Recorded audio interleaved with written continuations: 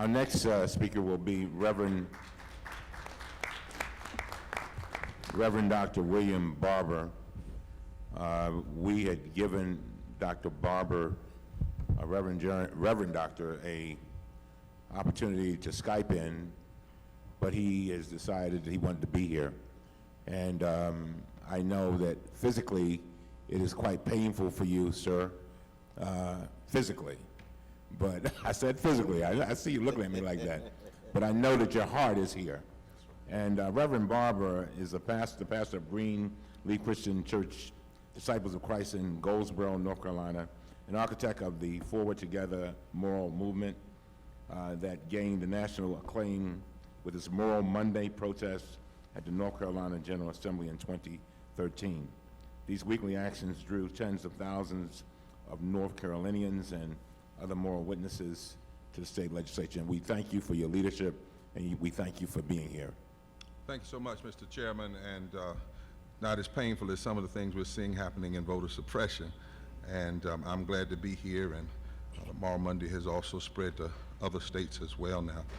To all of the members of the committee, and thank both campaigns in this season where we need to come together, for calling on me to present today, and for the opportunity to present on the urgency of including voting rights reform in the DNC platform.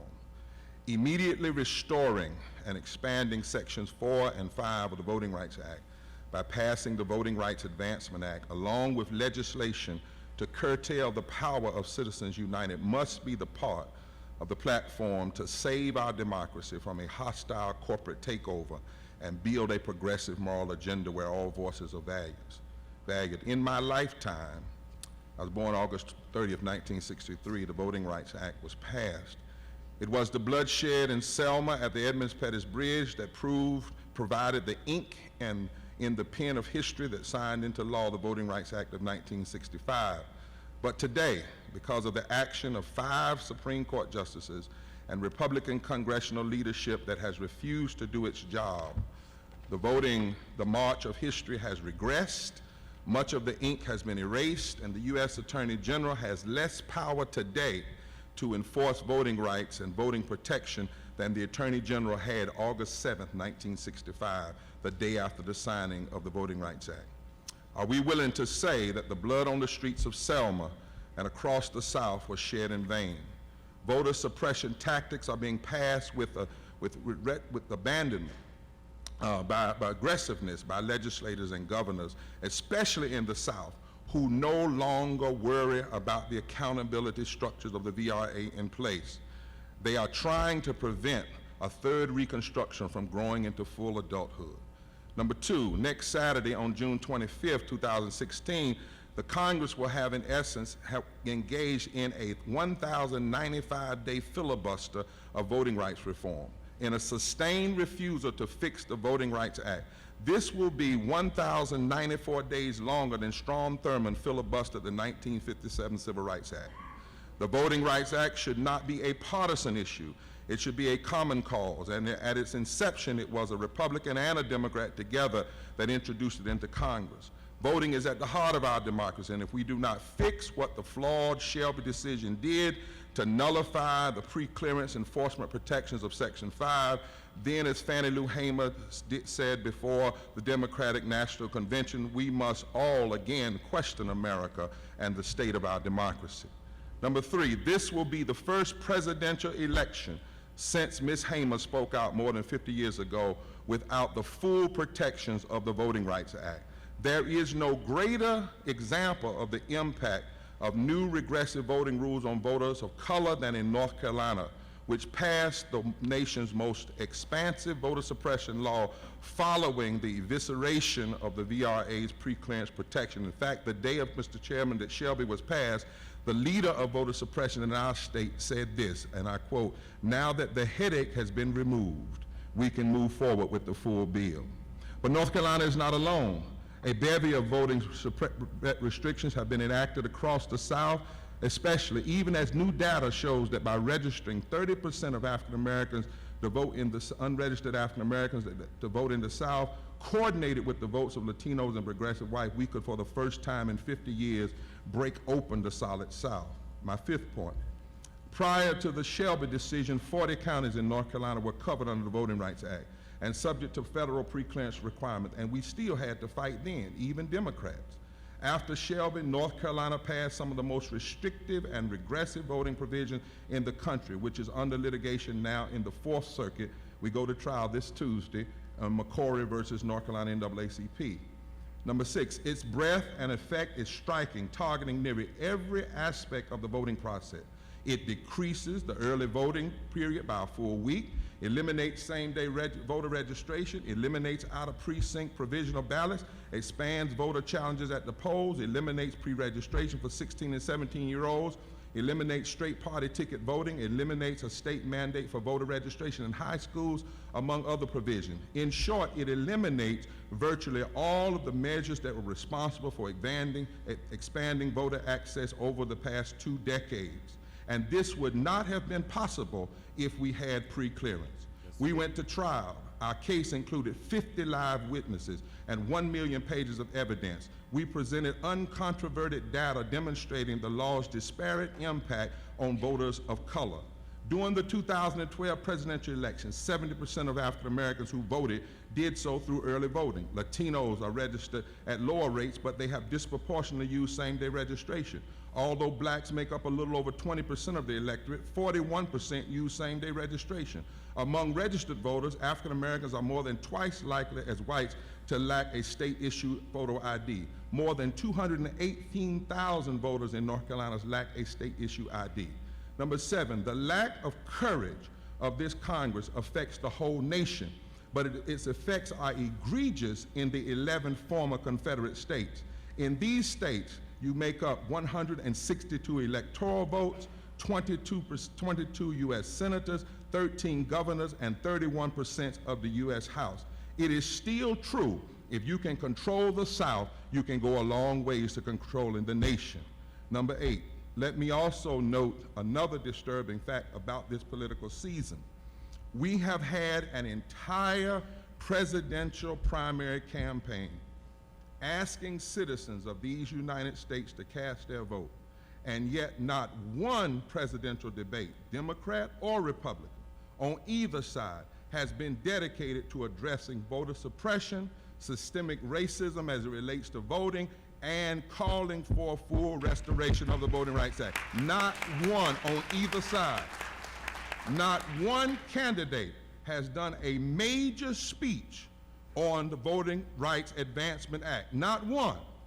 In a democracy, freedom of speech and the right to protest, equal protection under the law, the right to vote, and the establishment of justice provide the cornerstones of the foundation upon which a society that is for the people must rest. If any is moved, the moral integrity of our democracy must be called into question. Finally, in North Carolina, more than 1,000 citizens have been arrested, black, white, Republican, Democrat, gay, straight, young, old, Hispanic, protesting voter suppression because they understand the connection to voter suppression and suppressing a progressive agenda. In 2014, more than 80,000 people marched on one day in the dead of winter, the largest march since Selma, because they understood that voter suppression is a threat to the heart of our democracy and to every progressive ideal and policy we care about. It is a threat to the legacy and to the future of our children and grandchildren. Let me conclude by appealing to history. A moral tradition is upon the moral tradition upon whose depth and strength we build. This is supposed to be a country made of the people, for the people, and by the people. More than a century ago, our ancestors saw fit and necessary to assert the 15th Amendment. No one shall deny or abridge the right to vote. But this imperfect project didn't end there. More than 50 years ago, Martin Luther King stood in Washington in 1957 to call again for equality at the ballot box. At that time, he said all types of conniving methods are being used to prevent Negroes from becoming registered voters. The denial of this sacred right is a tragic betrayal of the highest mandates of our democratic tradition.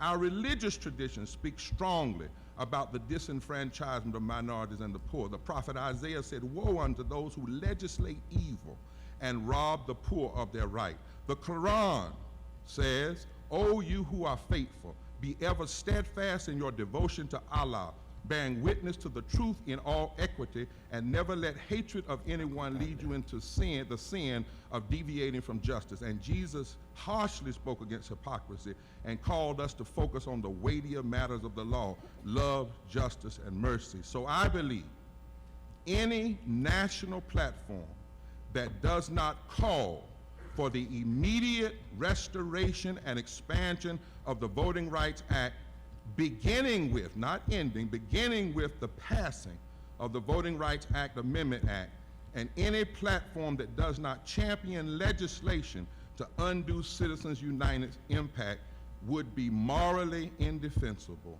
and constitutionally inconsistent. Thank you very much. Thank you. Thank you. Thank you.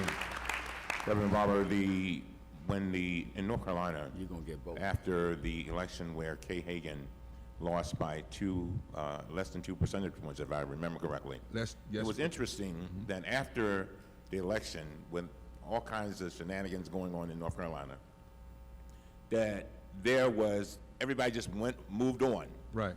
And the impediments had already been baked in the cake. In other words, it's like, let's move on. And then I look at and I know not by your organization, I know. But then I look down in Texas, where you have 600,000 people at a minimum not being able to vote, and it's as if, okay, that becomes the norm. And I think all of us agree with you. We cannot allow that to become the norm. We're better than that. And so I want to hear from Dr. West. Thank you so very much. No, testing. No, I just want to say that there's simply no other figure in American culture who is as close to Martin Luther King Jr. as the Reverend Dr. William Barber II. And I think this is very important because we live in a culture in which everybody's for sale. And what I see in Brother Barber is he's got a spiritual integrity, an intellectual subtlety, and a commitment to public life, and he's willing to be faithful unto death, and that's very rare. It's rare among our politicians. It's rare among our public figures. And I say this precisely because making the connection between voter suppression on the one hand, but then the larger agenda that includes the power of Wall Street, includes corporate power, it includes all of the lobbyists who stand in the way of the people's will. And it's very important not to fetishize the vote as if it's just about voting rights, as opposed to empowering those so-called everyday people to have their voices heard at the highest levels in decisions and institutional processes that shape us. And my question actually is, can you say something about how this relates to the younger generation more and more reaching the conclusion that both parties have been too complicitous with corporate power, with Wall Street, with lobbyists? Indeed. Let me just say 1.6, Chairman Cummings, and thank you so much, Dr. West, 1.6%. We're in a game of percentages. 30,000 votes, less than 100 votes per precinct is actually what got the senator that ran, the person that ran against Kay Hagan elected. We can count through a new study 75,000 votes that were suppressed. One of the things we have to understand, and I keep raising this point, too often parties, particularly and the Democratic Party, have written off the South. When you write off the South, you write off 22 senators. That means you only need 30 senators from the other 39 states to control the U.S. Senate. If you write off the South, that's 31% of the U.S. House of Representatives, which means you only need 29% from the other 39 states to control the U.S. House of Representatives, 13 governors who control boards of election. Now, how does that relate? We need to start talking about real racism in this country, not just when somebody calls you the N-word or somebody raises a flag, but the systemic institutional racism. And we've not raised that in this issue of voting rights and voter suppression.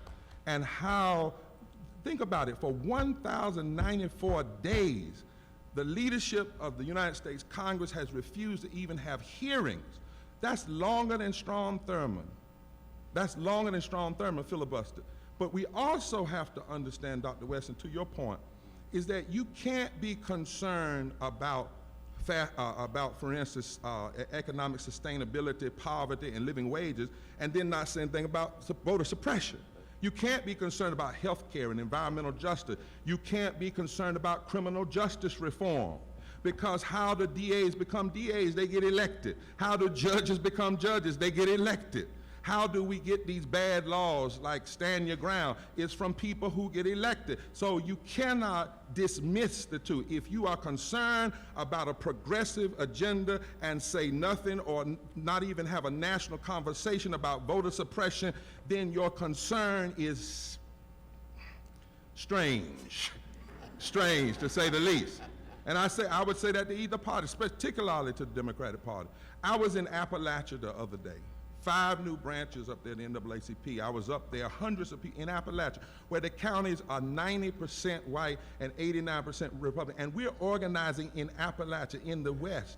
Hundreds of people showed up because now they are making it the connection. They are understanding that for somebody to tell them prayer in the school, where you stand on abortion, and where you stand on homosexuality is the moral agenda is foolishness. They are now coming to understand that a true moral agenda would sound like this. We stand for economic sustainability, living wages, alleviating poverty, education equality for every child, health care for all, environmental justice, women's protection, reform of the criminal justice system, and protecting and expanding voting rights, immigrant rights, LGBT rights, and never giving up on equal protection under law.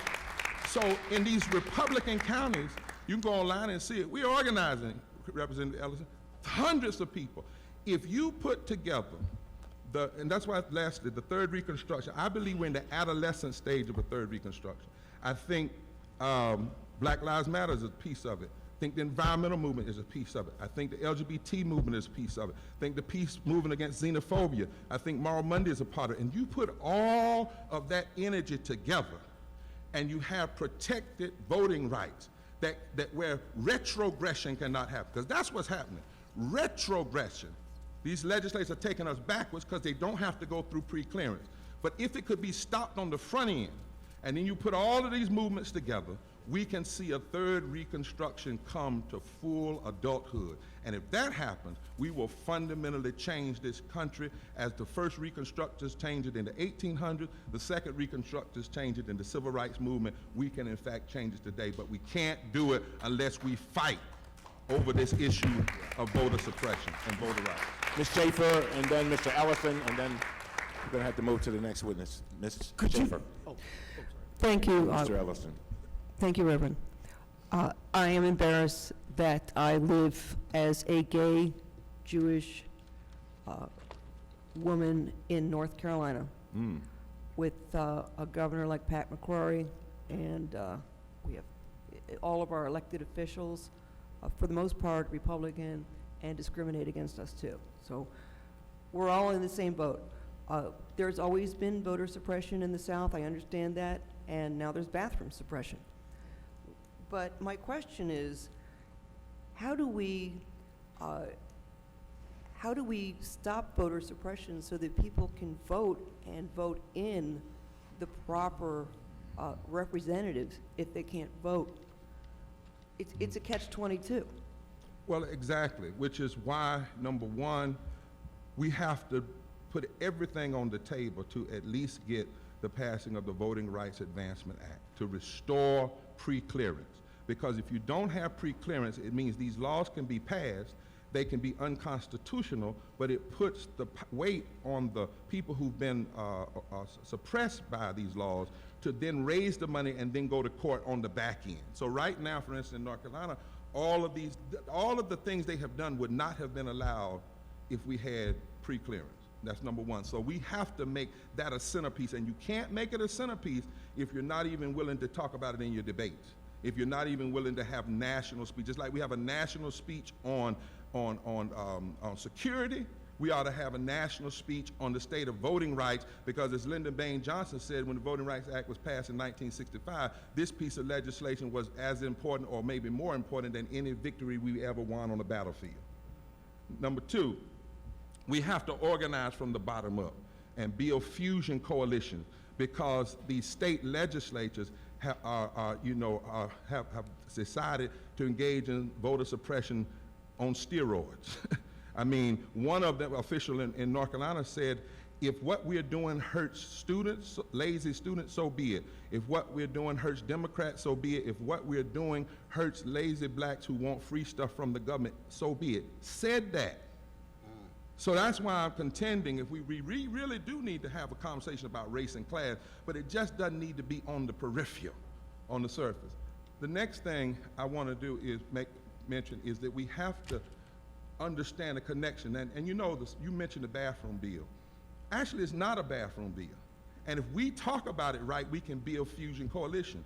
In that particular bill, 5 parts of the bill have nothing to do with the bathroom. That's the scapegoat. The bill denies cities and municipalities the ability to raise a living wage. The bill denies the ability of heterosexuals and homosexuals to file employment discrimination cases in court. So it's a racist, class-driven, homophobic bill. But it also shows us why all of us have to get connected in terms of fighting for the right to vote. Because if the people had not gotten elected, they wouldn't have been able to pass that bill. What we also have to recognize is that without the pre-clearance, these states finally can pass the redistricting. And in North Carolina in 2010, you all might not believe this, but it's true, we saw a legislature pass the worst redistricting plan, Mr. Chairman, since the 19th century. Now the courts are now beginning to overturn it, but because we don't have pre-clearance, then they can do it, and you can have an unconstitutionally constituted legislative body passing laws. What they did was they stacked and packed 51% of African Americans into 27 out of 120 state House seats, 49% of African Americans into 19 out of 50 Senate seats. And thereby changing even the U.S. congressional House representation, where it used to be 7-6 Democrat Republican, now it's 10-3 Republican Democrat, all through apartheid redistricting. And they did this not just to prevent black people from electing black candidates, but they did it to prevent black people from building fusion coalitions with progressive whites and Latinos to elect progressive candidates. And that's why we cannot just kind of hit at voting rights. You really want to have a conversation about race and class in this country, drill down on the issue of voter suppression and how voter suppression and this 1,095-day filibuster of the U.S. congressional leadership is directly tied to stopping the progressive agenda. Mr. Ellison, last comment. I'm sorry, ladies and gentlemen. Reverend, could you just talk about how you built this grassroots multiracial coalition that resulted in just huge numbers of people coming out to support your movement? I mean, I think we need to learn a little bit about how to do grassroots organizing from you. Could you talk a little bit about how you did it, especially along a multiracial basis? Well, you know, I wouldn't dare come here to pro the book, but there is one called Third Reconstruction, and it lists the 14 steps. I can't do them all right now, but the first thing is to understand that movements don't come from D.C. down. They come from Birmingham and Greensboro and Selma up. That's the first thing. Number two is to believe that we can build coalitions in the South. Believe that we are actually in a point of history that we can break open the solid South if we have enough prophetic imagination and prophetic courage and moral courage to do it. And we stop operating from the standpoint of left versus right, conservative versus Democrat, because I tell people I'm both, see, left-handed and right-handed. I'm conservative, I'm liberal. In fact, I'm a theologically conservative, theologically conservative, biblicist, Christian, progressive, all of that together. I'm all of that because I want to conserve love and justice. I want to conserve righteousness, and I want to be liberal about it. So the point is, Keith, Congressman Ellison, if we stop using terms that divide us, we're conservative, we're liberal, let's start talking about what's morally consistent and what's constitutionally defensible and what's economically sane. And doing that, we were able to get people in a room, and everybody was working in their silos. You know how a lot of progressives, and we like to do, we like to get in our silos. But we put a map up of the legislature and said, go up there and and check off who's blocking your legislation, and found out that everybody had the same adversaries. Whether they were the people fighting for environmentalist, religious justice, or people fighting for LGBT justice, or the people fighting for vote. And I asked this question, and it's much longer, but this is the question for building like this. If they are cynical enough to be together, why aren't we smart and courageous enough to come together? There you go. That's the point. And why aren't we smart enough and courageous together to come together and face these state legislatures, and not just when we win, but stay there long enough to change public conduct. People said arresting isn't going to get anything done. Well, when we started, 40% of North Carolinians didn't believe in Medicaid expansion, now 58%. When we started, under 50% were against this voter suppression, now over 50% are against voter suppression. You have to have prophetic imagination in order to have prophetic implementation, and then you can eventually have prophetic transformation. But you have to stay at it long enough, and we've got to deal from the bottom. You know, the Koch brothers said it in 673 when they stole Dr. King's dream. You know, Charles Koch went in the room and said, we're not going to invest in Messiah candidates anymore. He said, we're going to invest in building a movement that can punish candidates. And they began to build from the bottom up. Sometimes we, as progressives, have invested in Messiah candidates and then said, go do it, rather than asking the question, what is it that we must do as the people from the bottom up? Thank you very much. Thank you. Thank you. Thank you very much. Thank you.